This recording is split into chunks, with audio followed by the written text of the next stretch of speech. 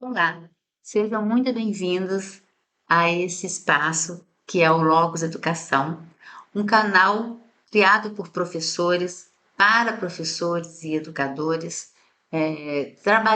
trazendo temáticas que pulsam nos espaços de educação, que pulsam na sala de aula, né? Então aqui a gente fala sobre questões como relacionamento com a família, questões como disciplina, como agressividade, relacionamento com os profissionais do espaço, né, do contexto escolar. Então, meu nome é Gleice, eu sou pedagoga, sou professora da Rede Municipal do Rio de Janeiro, pós-graduada em arte-terapia, em neuropsicopedagogia, em terapia familiar sistêmica. Estou agora fazendo uma pós em neurociência e há mais de 30 anos eu venho atuando com a educação nos mais diversos segmentos. Então, eu já atuei com crianças e adolescentes em situação de rua, institucionalizadas, hospitalizadas, cumprindo medidas socioeducativas.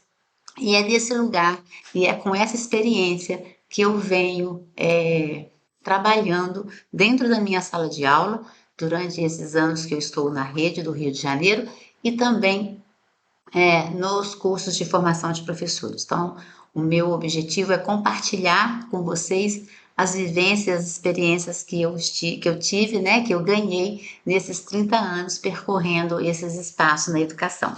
E nessa aula de hoje, a gente vai falar sobre como motivar os alunos. Né? Esse tema foi o terceiro mais votado de uma enquete que eu fiz lá no Instagram.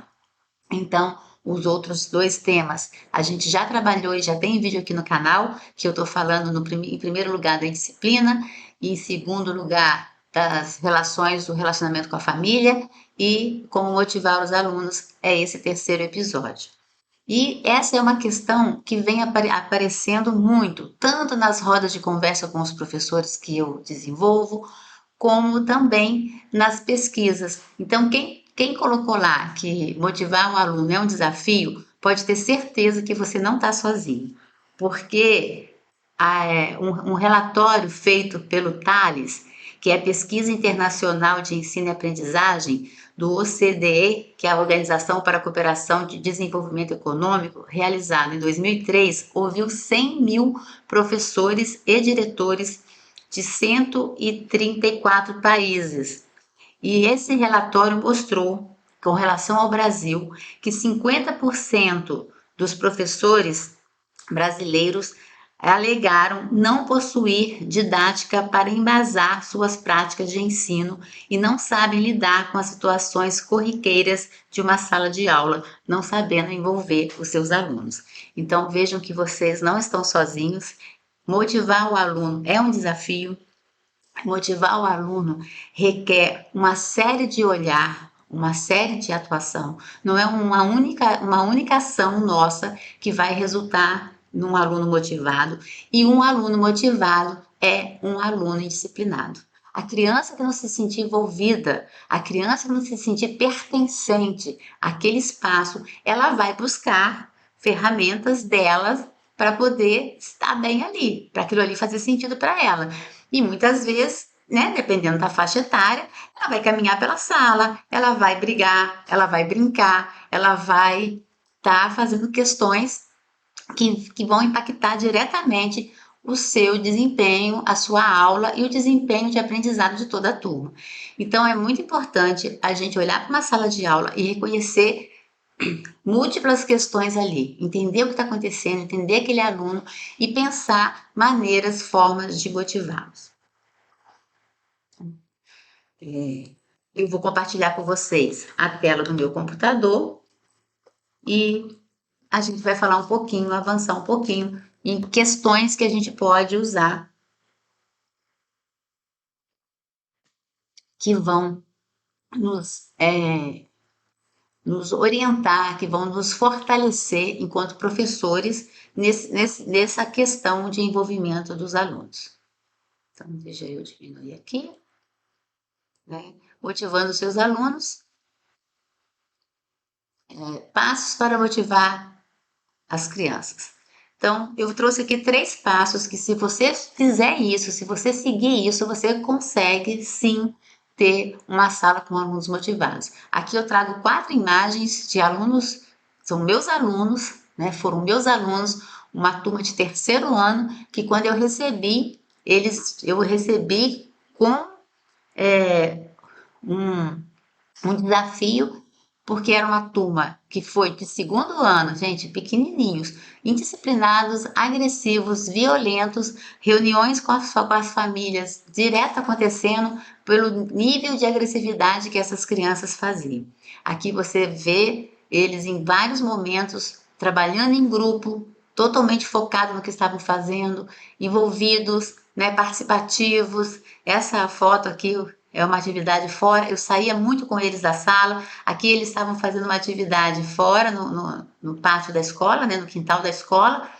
E eles precisavam anotar algumas questões e eles usaram os corpos um dos outros como apoio do caderno. Eu achei isso aqui a coisa mais fofa, e isso aqui mostra o quanto que eles estavam integrados, o quanto que eles estavam buscando soluções para resolver as questões. Então, tudo isso porque eu consegui motivá-los, né? E quais são os 3 passos que eu trago para vocês? Primeiro passo, criar uma conexão com seus alunos. O segundo passo, trabalhar com as habilidades emocionais.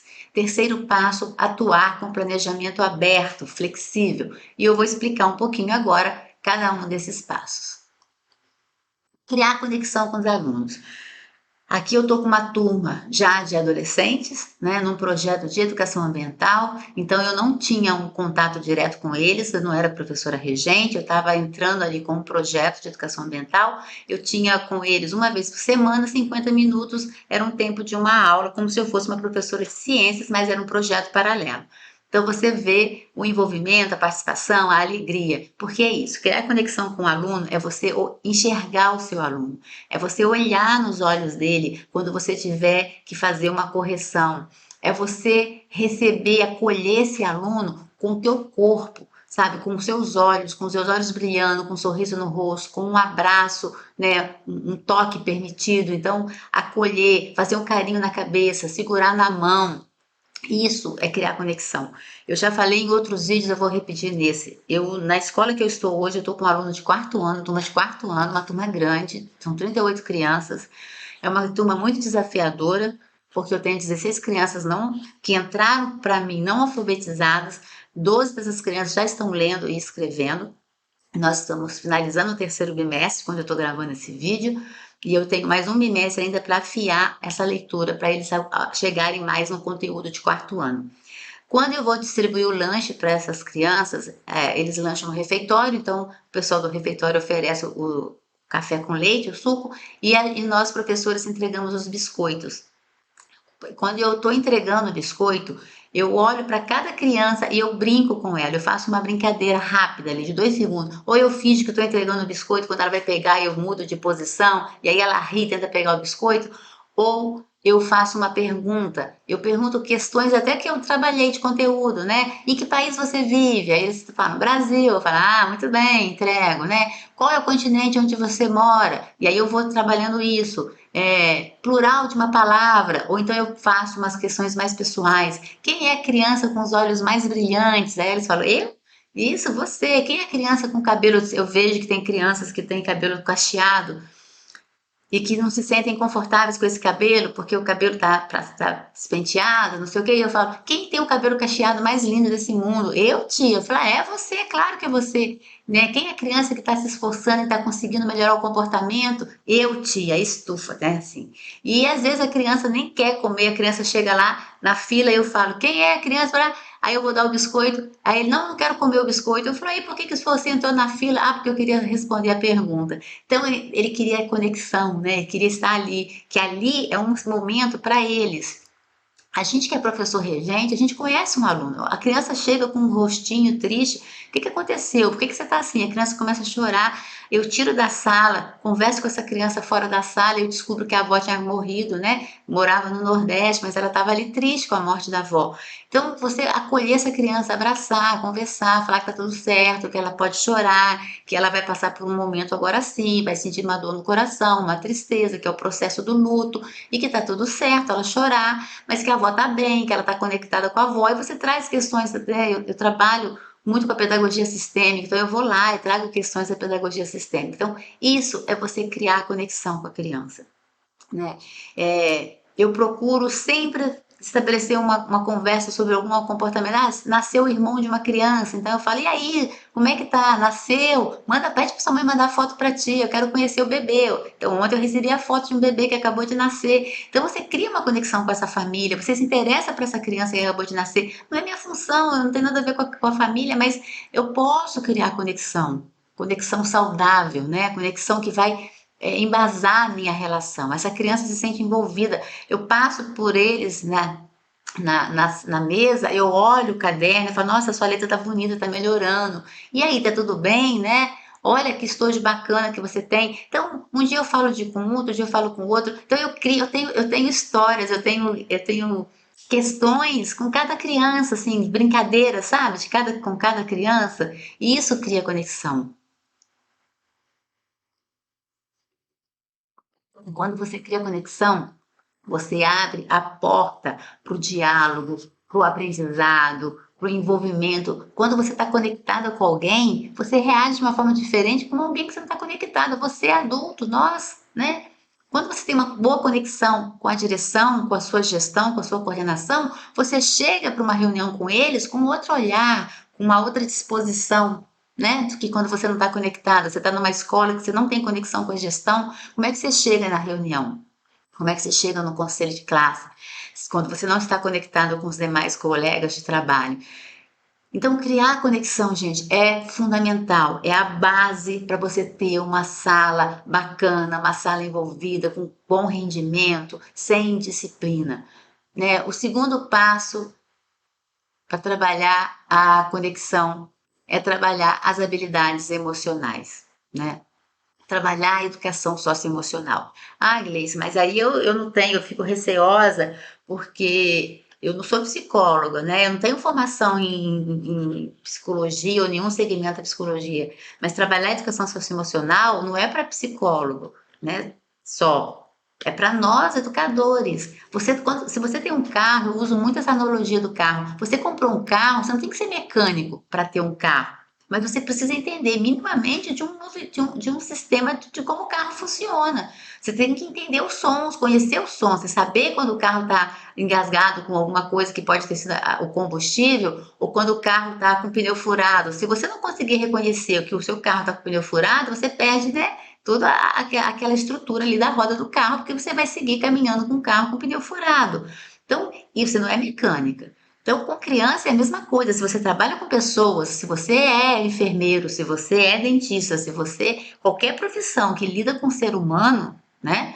Você precisa entender um pouco das emoções e trabalhar essas habilidades que as pessoas têm. No nosso caso, ajudar a criança a se desenvolver, né?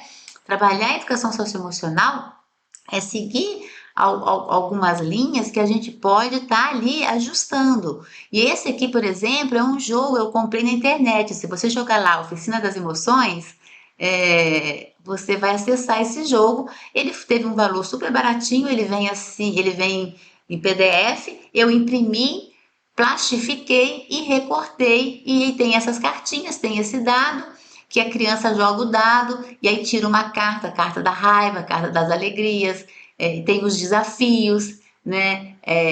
Tem uma criança, aí tem perguntas, né? O que, que você faz quando você se sente triste, né? O que, que você faz para passar a tristeza? E aí a criança que tirou responde e as crianças que estão em círculo também podem responder. Então, para cada carta, quem quer responder. E às vezes a gente conversa um pouquinho sobre aquilo. Gente, é um joguinho muito fofo, muito baratinho, vale a pena. Não tô fazendo, não tô ganhando nada para fazer divulgação, mas é um trabalho muito bem feito dessa pessoa que vale a pena realmente ter.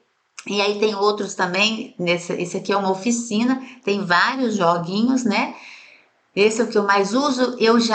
Você também pode fazer isso, você pode, né, fazer no Word mesmo, numa tabela, você pode fazer as questões, incluir as imagenzinhas que você também pega na internet e imprimir. E você não precisa nem plastificar, você pode fazer isso com papel comum. Eu plastifiquei para que eu possa tê-lo durante mais tempo. Então, você pode trabalhar a educação socioemocional assistindo um vídeo, né? Coloca um filme, assiste o filme, faz uma roda de conversa, trabalha sobre aquilo. Você trabalha a educação socioemocional com imagens, né? Faz um varal de imagens, vamos detectar o que cada imagem dessa está falando, que emoções estão acontecendo. As crianças precisam entender o que é emoção, entender a emoção no próprio corpo, né? Entender o que sente quando está com raiva, entender o que precisa fazer para acalmar a sua raiva. As crianças têm muita dificuldade para aceitar a frustração, né? Não conseguem se lidar com a frustração. Então, como é que a gente lida com a frustração, né?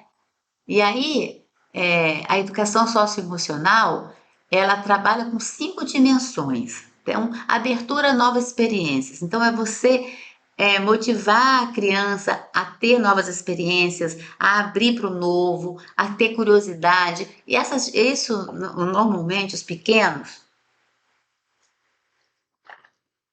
já chegam na escola assim. Se não chegam, precisam ter isso muito bem trabalhado, né? Criança, normalmente, os pequenos, quando você chega, eles querem, você fala, adivinha o que eu tenho aqui? Pronto, já vem todo mundo em cima, se empurrando, querendo ver o que você tem na sua mão, né? Os pequenininhos são assim, todo mundo vai levantar, todo mundo vai querer olhar, todo mundo quer participar, mas os adolescentes não, né? Os adolescentes já perdem isso, têm total desinteresse. Eu tenho um vídeo aqui no canal falando sobre como motivar adolescentes. Se não me engano, foi o vídeo que subiu para o canal semana passada. Mas tá lá. Como motivar é outro tema também de motivação voltado para a adolescência. A consciosidade, compromisso, autodisciplina. Gente, quando você consegue trabalhar isso com o seu aluno, acabou a disciplina. A pessoa consegue regular o seu próprio corpo, regular o seu compromisso, né? E aí vem a questão dos acordos, né? Como é que você desenvolve isso, né? Como é que eu entro nisso? Também tem vídeo aqui no canal explicando tudo isso. Aqui eu estou fazendo um resumo. Como é que você trabalha o compromisso? Como é que você trabalha a autodisciplina? Com acordos, né? E não estou falando daquele acordo que você vai baixar lá na internet e vai colocar na sua sala e todo mundo tem que seguir, aqueles bonitinhos. Eu já vejo até gente vendendo isso, eu vejo pessoas vendendo isso.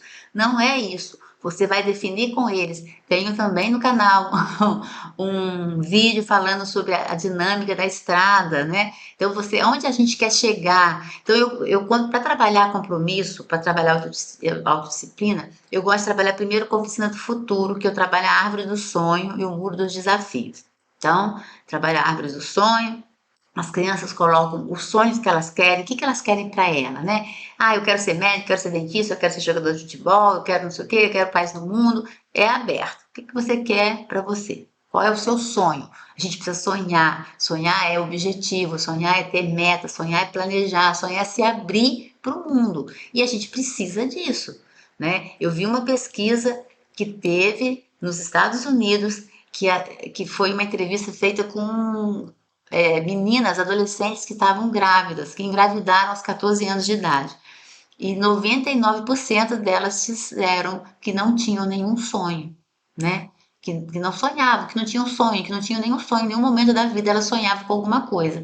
E aí depois eles fizeram uma entrevista com um monte de adolescentes e acompanharam esses adolescentes e eles validaram isso. Os adolescentes que naquele ano responderam que não tinham naquele momento nenhum sonho foram os adolescentes que anos seguintes estavam grávidos.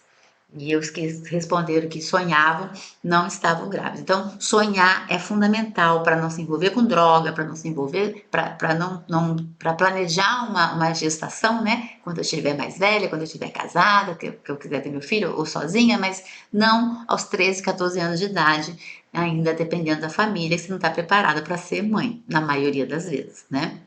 Então, vamos olhar para isso, vamos trazer o sonho. Então, eu trago essa questão do sonho. Com o sonho, eu trago muros do desafio. O que te impede, né? de fazer esse sonho hoje? O que te impede? Ah, me impede é que eu ainda não tenho estudo, me impede que eu não tenho dinheiro, me impede. Eles vão colocar lá o que eles querem, o que impede.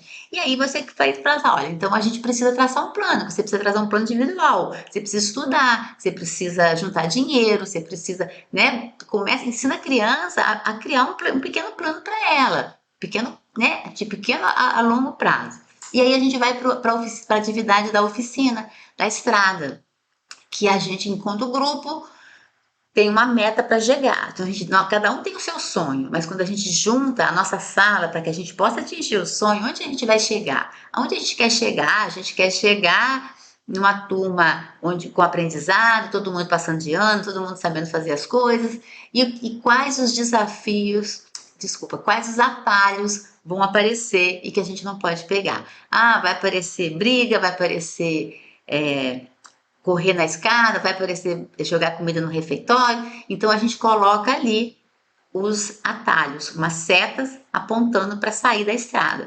E aí a nossa meta é ficar na estrada, não pegar nenhum atalho, não pegar nenhum desvio. Então, quando a gente começa a sair fora, as crianças estão brigando muito. Fala, olha só, gente, onde a gente está na estrada? A gente está seguindo firme no nosso propósito ou a gente está pegando alguma saída aí? Estamos saindo da estrada, a gente está saindo da estrada, então vamos voltar para a estrada, porque a gente precisa chegar até lá. E aí você tem essa estrada, fica na sala e eu estou sempre reportando a ela, ela muda de lugar, tá? Também é muito importante trocar de lugar, porque se ela ficar no lugar só, a criança acaba o olhar, acostuma com ela e aquilo ali passa a nem ser mais visto. Então ela vai para os fundos da sala, ela vai para frente da sala, ela fica na lateral da sala, mas ela está sempre ali para servir para a gente de foco, onde a gente quer chegar. E a partir dali, você pode até criar os seus compromissos, né? Os seus acordos. Então, o nosso acordo é fazer isso, para a gente não pegar o desvio, tá? Então, você também pode fazer e deixar isso em acordo. Importante com acordo, não usar a palavra não. Não falar, não brigar, não, porque o cérebro tem uma dificuldade em registrar o não e a criança registra a fase afirmativa. Então, troca esse não brigar por respeitar os colegas, né? Não correr na fila por andar de forma calma, tá? Então, usem sempre frases positivas, afirmativas nos acordos. Então, ó, trabalhou a oficina do futuro, fez a estrada, gerou o acordo. Esse acordo foi construído em grupo, faz sentido para a turma. Não é um acordo que você pegou na internet, colocou lá e aquele acordo bem básico. Respeitar o professor, né? Porque tem que ter envolvimento, né? Tem que para eles estarem ali envolvidos. E quando eles estão envolvidos, quando eles têm esse compromisso, é um compromisso que eles criaram, eles começam a ter autodisciplina, né? A disciplina precisa vir de dentro, ninguém se põe para de cima para baixo, ela precisa ser construída junto, olho no olho, né? A extroversão, né, de participar, de querer fazer junto, não trabalhar em grupo, né? Muito trabalho em grupo, muita roda de conversa, jogos, brincadeiras.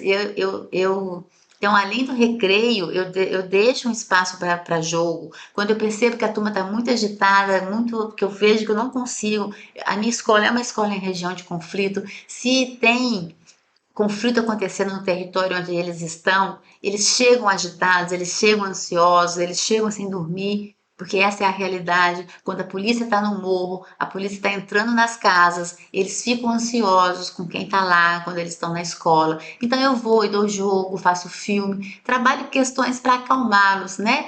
Para trabalhar tudo isso. Então, jogo, brincadeira é muito importante também para você trabalhar a extroversão, para você trabalhar a autodisciplina. Trabalho muito com jogo. Tem o jogo do Uno, o jogo de dama, trabalha foco, concentração, amabilidade, trabalhar empatia, né? Isso eu faço com os joguinhos que vocês viram na imagem anterior, eu faço com os filmes, né? Então, tem uma série de filmes que você pode estar trabalhando com as crianças. O Extraordinário é um filme fantástico. A minha turma é de quarto ano, foi a primeira vez que eles reagiram aplaudindo no final de um filme. Eu até me assustei. O filme acabou, eles começaram a aplaudir. Eles estavam tão envolvidos com o filme que eles aplaudiram o filme. Então, O Extraordinário, é... Encantados é um filme fantástico para trabalhar isso. Toy Story também é um filme que fala sobre amizade, dá para trabalhar. Luca é um filme que fala sobre amizade, sobre empatia. É, Viva a Vida é uma Festa, né? Um filme também sistêmico, que traz a questão da família. Então, assim, são filmes que você tem para trabalhar. Eu assisto os filmes antes, depois eu assisto com eles. Eu não passo o filme e fico fazendo outra coisa. Eu fico ali, às vezes eu até estou corrigindo um caderno, mas assistindo o filme, falando: olha, presta atenção nisso, olha que interessante que ele está falando. Depois, acabou o filme, roda de conversa. O que vocês sentiram pelo filme? O que tocou em vocês? Que emoções vocês viram? Como o personagem, naquele momento lá, como é que o personagem reagiu? Que emoção você percebeu? Trago a questão da emoção, trabalho a questão da empatia, contação de história, né? Aqui eu estou contando história, eu tenho esse livro interativo no canal, subiu agora, semana passada, eu ensinando a confeccionar esse livro aqui, ó. É um livro de aqui dentro ele é compensado, encapado com feltro, ele é aquele nosso antigo, quem é das antigas sabe, o flanerógrafo, que se usava muito em sala de aula, né? Então, os personagens são todos de feltro, com velcro, e aí o livro fica posicionado em cima de alguma, aqui está numa mesa, e eu vou contar, todos os alunos recebem os personagens, então eu crio com bastante personagens, para que todos recebam e eu vou contando a história e eles vão é, colocando. Aqui é uma história para a criação da bacia hidrográfica, para trabalhar o conceito de bacia hidrográfica de água para a criança pequenininha, né? Para já começar a ter a base aí da preocupação com os recursos naturais. Mas eu uso muito esse livro também para trabalhar as questões emocionais, né? Então, despertar empatia, né? O brincar junto, o reconhecer o outro. O autocontrole emocional. E autocontrole, gente, autorregulação não é trabalhar as emoções, não é impedir que as emoções cheguem, porque isso a gente não consegue. Ninguém consegue regular emoção. Se você fizer isso, você depois vai precisar de uma terapia para resolver isso. A emoção ela é livre, ela é espontânea, ela ganha o teu corpo, né? Ela ganha você. Então, e todos os sentimentos são importantes. A criança precisa entender que raiva faz parte, que medo faz parte, que angústia faz parte, que a raiva faz parte, né? Sentir raiva não é ruim. Sentir raiva é importante dar vazão a esse sentimento. O que você não pode é bater no colega. O que você tem que controlar é o que você faz com a sua emoção, né? Então você está com raiva, você vai precisar trabalhar a sua raiva em você e não bater no outro, e não bater no colega. Então eu tenho crianças esse ano muito agressiva, né? Eu tenho duas crianças que realmente são uma bomba relógio. Quando elas estão na sala, a atenção tem que ser maior, porque quando ele vai para cima, ele vai para cima com muita força. É uma criança que faz jiu-jitsu, aplica técnica de jiu-jitsu de forma totalmente fora, né, do contexto, não está lá jogando, está ali numa briga, e aí imobiliza o colega, quase faz o colega desmaiar com mata-leão. É um susto muito grande para a gente. Eu não consigo separar, não tenho força para separar. Um professor muito mais forte, muito que faz academia, teve dificuldade de separar, precisa de mais pessoas para separar. Então é uma criança que realmente precisa de muita atenção.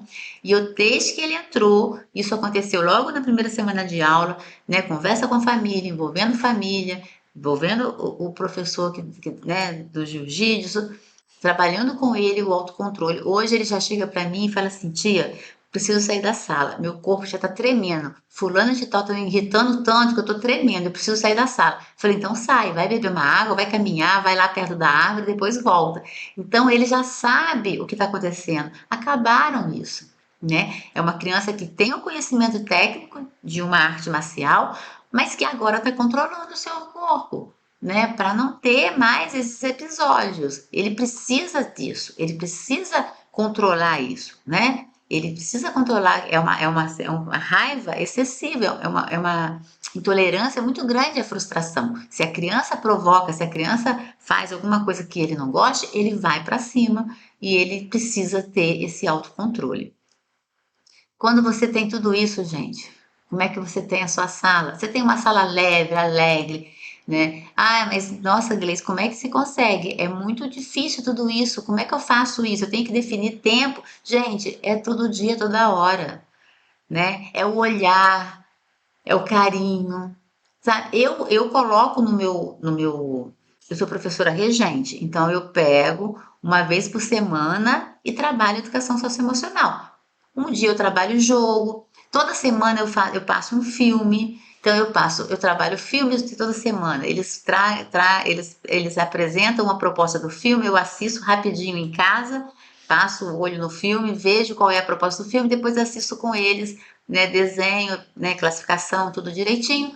E aí a gente conversa sobre o filme. Então, a gente traz o filme, traz para uma série de pontos que você pode trabalhar. Trabalhar educação socioemocional, trabalhar educação ambiental, né? Trabalhar interpretação de texto, qual é o tema, qual é o título, né? Qual foi a situação que emergiu nesse filme, né? Qual é o clímax do filme. Então eu vou para a interpretação de texto, né? Um texto, uma comunicação audiovisual que a gente tem também a interpretação. Então, trabalho matemática, se aparecem datas, né? Então, eu tenho um filme uma vez por semana e uma vez por semana também eu faço a questão dos jogos, desculpa, a questão dos jogos, das brincadeiras de educação socioemocional. Aquele joguinho que vocês viram, eu tenho outros também que eu trabalho. E, fora isso, muito trabalho em grupo, recreio, né? Direcionado com brincadeiras legais, um momentinho para jogo e brincadeira, então isso eu vou trabalhando diariamente. O terceiro ponto é um planejamento aberto e flexível, né? Então,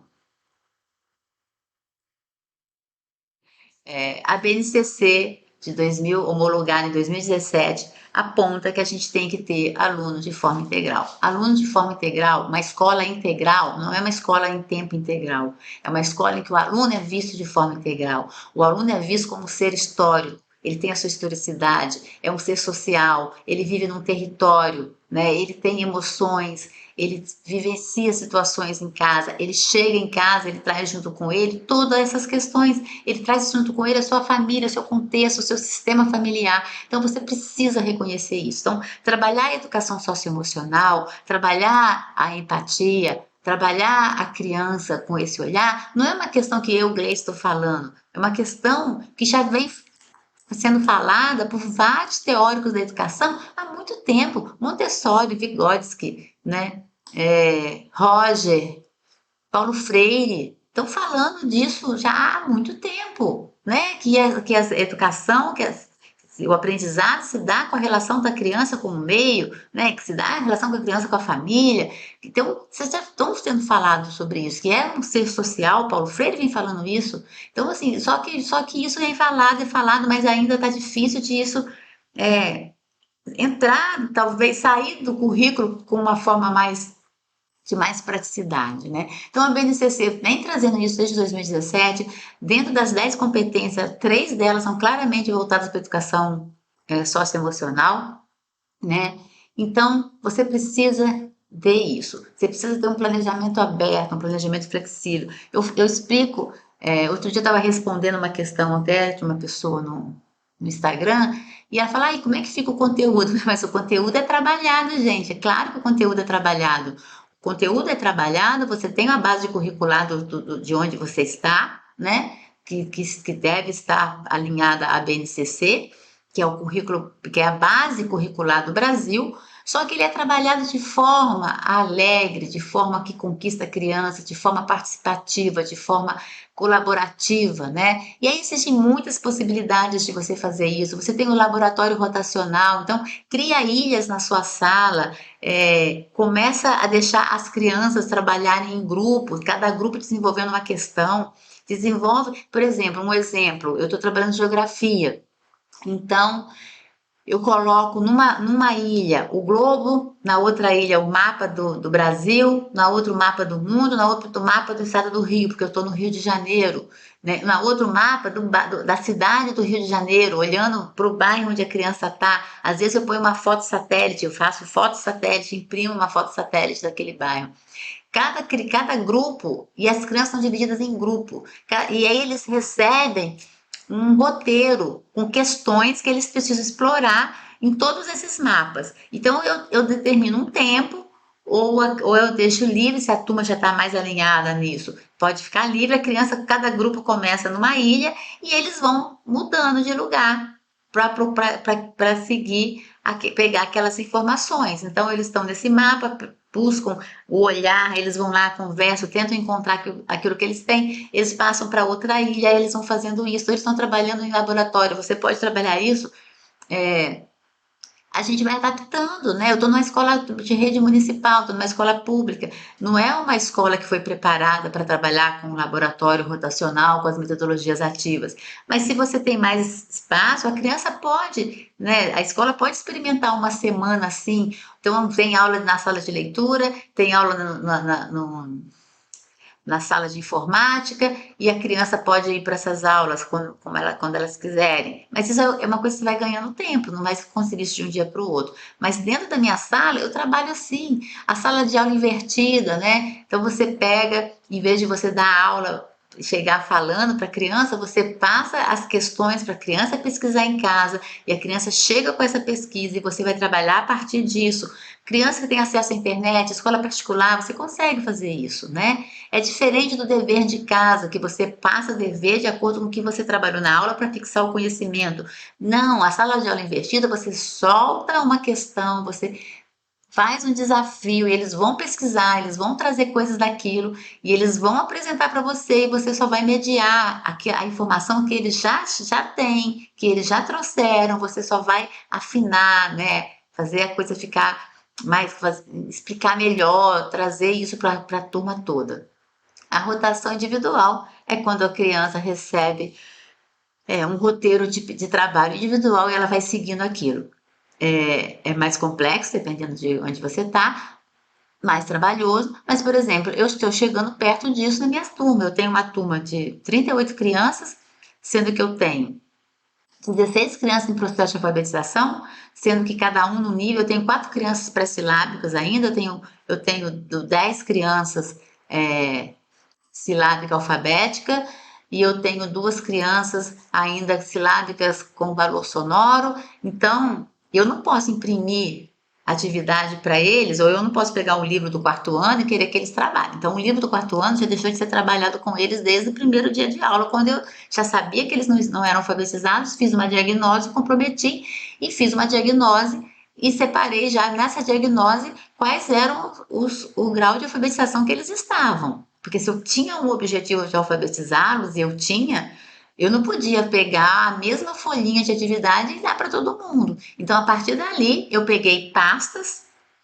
coloquei o nome das crianças agrupadas pelo nível de alfabetização e eu preparava a aula para esses níveis diferentes. Fora isso, eu tinha as outras crianças que já estavam alfabetizadas, mas eu tinha ali 2 crianças num nível muito acima, extremamente acima dos demais, que também não dava conta de ficar só com a matéria dali. Até são crianças que estão fazendo preparatório para ir para uma escola federal, né? Então, eu comecei também a preparar material separado para eles. Gleice, você é maluca, como é que você faz isso? Gente, eu sento, penso, imprimo e pronto. Dá mais trabalho? Dá, mas faz sentido, né? Faz mais sentido. Porque o que eu tenho hoje? Eu tenho hoje 12 crianças que não sabiam escrever o nome completo quando chegaram para mim, já lendo e escrevendo, né? Eu tenho 4 crianças sendo encaminhadas para inclusão, porque a gente, né, eles não conseguem, eles têm dificuldade, precisa de uma avaliação de um neuropsicopedagogo, precisa de uma avaliação médica, de um neurologista, porque alguma questão essas crianças têm, eles não conseguiram sair da fase pré-silábica. Então, né, já estão no 4º ano, eu me dediquei muito a eles, então precisa ver o que está acontecendo. As outras crianças estão no curso preparatório, né? Uma delas até desistiu do curso, mas a outra está seguindo e vai entrar para uma escola federal. Então, assim, dá para fazer, né? Mas aí vai da escolha de cada um. Não é uma questão assim, mas e você faz sempre assim? Não, eu faço uma atividade assim, depois eles trabalham junto com o grupo, depois eles pegam a atividade deles para fazer separado. E ensino baseado em projeto. Trabalho muito com projeto, né? Trabalho muito com proposta de projeto, com proposta de problema, porque isso faz sentido para eles, né? Joga uma questão, faça uma questão, e aí, né? Sabe fazer? Como é que é isso? O que será que acontece com a água? Como é que está a água? Tem crise, não tem crise? Vamos pensar sobre isso, vamos pesquisar o que as pessoas estão achando, vamos olhar como é que está a situação da água, e aí você levanta o problema e você vai buscar a solução. Ou então trabalha com projetos que você aí sai da escola, envolve toda a comunidade, é mais desafiador, mas também é muito bacana, é muito gratificante. E o que você ganha com tudo isso, né? Respeitar a individualidade de cada estudante, que terá seu próprio ritmo de ensino, né? Aquilo que eu estou falando. Então, eu tenho, né, essa criança que ele realmente está muito além da turma, e aí eu vou e imprimo para ele umas atividades em casa, né? E aí, gente, eu tenho na minha casa uma impressora que eu comprei, uma Epson, também não estou ganhando para falar da Epson, mas eu comprei uma Epson de EcoTank, vale cada centavo que eu paguei, comprei no cartão, paguei em 10 vezes, deu para pagar, não pesou. Eu estou ainda usando a tinta que eu comprei, já tem mais de um ano que eu comprei a primeira, quando eu tomei posse, usei, ela estragou na pandemia, porque trabalhei muito na pandemia, né? Imprimi muita coisa para ler e trabalhei muito na pandemia com impressora. Ela teve problema, eu resolvi comprar outra, porque eu poderia ter consertado, mas ele tinha um deslocamento, era pandemia, não dava muito complicado. Eu comprei outra, chegou para outra impressora, trabalho com ela, ainda estou usando a mesma tinta que chegou. Então, isso é muito bacana para mim, sabe? E aí eu consigo fazer isso, eu consigo imprimir umas atividades para uma criança, imprimir umas atividades para outra, trabalham juntos, história, geografia, as crianças todas trabalham juntas, né? Eu trabalho separado o português e a matemática, porque a história e a geografia, mesmo a criança não conseguindo ler, ela ouve, ela participa. Eu trabalho muito com atividades práticas, né? Muito com mapa, então a criança está ali envolvida junto com a turma toda, integrando a turma. Incentivar o protagonismo do estudante, a criança sente que pode ir lá, que pode avançar, que pode estudar, aí faz atividade, vem, pergunta para mim, uma criança que sabe mais, explica para o outro, eu falo, ah, tia, eu não estou sabendo fazer isso daqui. Eu não consigo acompanhar individualmente cada um toda hora. Tia, eu não estou entendendo como é que escreve essa palavra. Pede ajuda para algum colega. Aí ele vai lá no colega que já está alfabetizado e eles ensinam. Então eles se ajudam, eles se unem. Isso desenvolve empatia, trabalho em grupo, né? Colocar o professor no papel de mediador, que favorece uma maior troca com o estudante e uma maior aprendizagem de ambos, né? A gente aprende muito com eles, gente. As crianças, na primeira semana de aula, chegaram para mim falando: você conhece o axolote? Nunca tive de falar em axolote. Aí fui lá ver o que era o axolote, e aí, quando eu fui ver o que era o axolote, era um peixinho maravilhoso, fantástico, que fica no Lago do México, é endêmico do México. Aí fui pesquisar, as crianças que não conheciam adoraram, aí conversamos sobre o axolote, virou um projeto. As crianças começaram a escrever a partir do nome do axolote, as que estavam em alfabetização. A gente foi estudar geografia sobre. Aí fomos ver o México, fomos ver as Américas, né? Conhecer as Américas, onde o México está. E aí foi super legal. Aí a gente foi estudar um pouco sobre o corpo do axolote, como o axolote vive, é uma salamandra, qual a diferença disso, quais são os parentes do axolote, então o axolote parente do sapo. Aí a gente confeccionou um axolote de caixa de... Tem o joguinho do Minecraft, sei lá como chama aquele jogo lá, aquela brincadeira lá, tem um videozinho, Minecraft, né? Não sei, gente, não fala. Aí eles fizeram de caixinha lá o axolote, eles fizeram o sapo de rolo de papel higiênico. Então, eu fui trabalhando habilidade, trabalhando na mão para melhorar a letra. Essas crianças ficaram 2 anos fora da escola, né? A gente pegou a pandemia, eles foram alfabetizados no primeiro ano, segundo ano fora da escola, terceiro ano já no segundo semestre. Então, trabalhar tesouro, trabalhar colagem, tudo isso a partir do axolote que eles apresentaram para mim. E tá lá, comprei um axolote num site baratinho. O axolote é o nosso mascote. O axolote vai para cada dia ele vai para casa de alguém, dorme com essa criança, fica com essa criança. Então é muito fofo. E quando a criança está nervosa, está com algum problema, ela pede para ficar com o axolote roda com eles, né? Faça perguntas, né? Então chega na sala de aula, não chega com a matéria pronta, pergunta o que está acontecendo, né? Pergunta se conhecem aquilo. Olha, hoje a gente vai falar sobre, sei lá, aula de geografia. Vamos falar sobre o Brasil. que vocês sabem do Brasil? Vocês conhecem as regiões do Brasil? Quais regiões vocês já conhecem? Já ouviu falar de onde as pessoas vêm? De onde seu avô é? Ah, meu avô é do Nordeste. Oh, Nordeste, será que Nordeste não é uma região? Então, pergunta, né? Roda de conversa. Olha, aqui eu tenho a roda de conversa. A roda de conversa é uma constante na minha sala. Então, acontece uma vez por semana após os filmes e acontece também nos conselhos de classe. Conselho de classe é uma ferramenta da disciplina positiva, que eu também trabalho muito, é um dos pilares do curso Tessitura, né, que é o método que eu trabalho com formação de professores. No quando for fazer até um vídeo sobre conselho de classe, como é que estrutura um conselho de classe. A gente tem toda sexta-feira um conselho de classe, onde a pauta é definida pelas crianças, a gente fica, como eu tenho tempo e eu consigo fazer hoje um conselho de classe até de 30, 40 minutos, mas eu já comecei fazendo com 10 minutos, e a gente discute, conversa sobre o que está acontecendo, como é que a gente trabalha para todo mundo falar e ninguém falar junto. A gente tem objeto de fala, às vezes é o próprio axolote, às vezes é um outro objeto. Fala quem está com aquele objeto na mão, passa para o colega. Eles conversam, eles brigam, mas ali resolve o problema. O problema resolveu, acabou. Briga de discutir, né? Não briga física. E fala, discute, chega a ser tão bonitinho ver. E depois se entendem, e depois resolvem, depois criam ali um fechamento e um comprometimento de como a coisa vai fluir daí para frente. E decidem coisas ali, né? E eu vou mediando tudo isso. Muito trabalho em grupo, né? Então, já falei aqui que essas crianças são as que não estavam alfabetizadas, então no trabalho em grupo eles conseguem aprender a escrever, tem muito trabalho de desenho. Aqui, se eu não me engano, a gente estava falando sobre um filme, a gente assistiu um filme e eu pedi para que fizessem cartazes. Eu estava trabalhando cartaz em língua portuguesa, eu pedi para que fizessem cartazes sobre o filme. Então, eles desenharam, escreveram, falaram sobre o filme. Né? Mapa mental. Então, começar a trabalhar com a criança o mapa mental. Qual foi o tema principal desse filme? Esse filme, e aí quis falar o quê? Não vai construindo com a criança. Eu tinha que fazer um trabalho sobre paz, né? A gente vem trabalhando paz desde sempre, né? A educação socioemocional foca para paz, né? A restaurar a paz na escola. E eu escrevi a palavra paz no quadro, né?